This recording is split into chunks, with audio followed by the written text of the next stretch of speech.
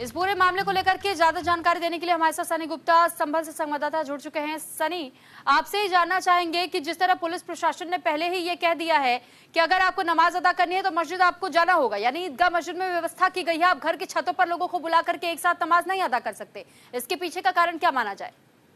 बिल्कुल, प्रशासन ने आज कोतवाली संभल में बैठक की थी जिसमें हिंदू समुदाय मुस्लिम समुदाय दोनों वर्गों के लोग मौजूद थे। साफ तौर पर कहा गया है कि अलविदा जुमे की नमाज हो या ईद की नमाज हो, मस्जिद के अंदर होगी, सड़क पर नहीं होगी, मस्जिद के बाहर नहीं होगी, और साथ ही कहा गया है कि घरों की छतों पर भी किसी प्रकार की कोई नमाज को अदा नहीं किया जाएगा। और जो नियम है सरकार ने शासन ने बनाए हैं उनका पालन कराया जाएगा। लाउड स्पीकर लगाने की भी अनुमति किसी को नहीं होगी। जी बिल्कुल सनी, और क्योंकि हमने होली के मौके पर भी देखा था और कहीं ना कहीं उसमें सफलता भी मिली थी पुलिस प्रशासन को, लोगों ने भी साथ दिया था, उस अपील को माना भी था। क्या ये उम्मीद की जाए कि इस बार जब ईद की नमाज अदा होगी तो उस दौरान भी पुलिस प्रशासन की इस अपील को पूरा मुस्लिम समाज समझेगा और वाकई ईदगाह मस्जिद में जो व्यवस्था की गई है वहीं पर ये सभी लोग पहुंचेंगे?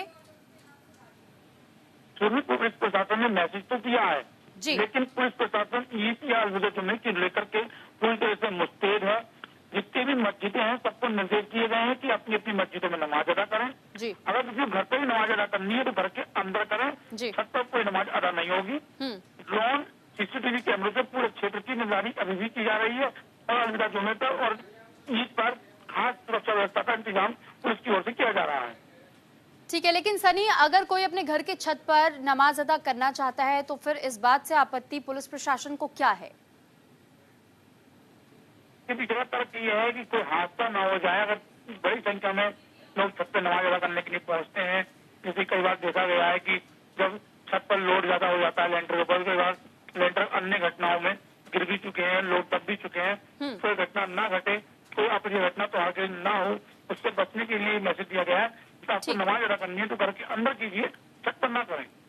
ठीक है, बहुत धन्यवाद सनी आपका तमाम जानकारी हम तक पहुंचाने के लिए। तो देखिए, अगर ईद की नमाज अदा करनी है तो सड़कों पर बैठ करके नहीं होगी, घर के बाहर नहीं होगी, घर की छतों पर नहीं होगी, आप घर के अंदर बैठ करके नमाज अदा कर सकते हैं। और जो तमाम मस्जिदें हैं उन मस्जिदों को भी आदेश दिया गया है कि जो लोग यहाँ आ रहे हैं नमाज अदा करने के लिए उनके लिए भी तमाम व्यवस्थाएं की जाए। ड्रोन के जरिए सभी इमारतों के ऊपर यानी छतों पर निगरानी रखी जाएगी।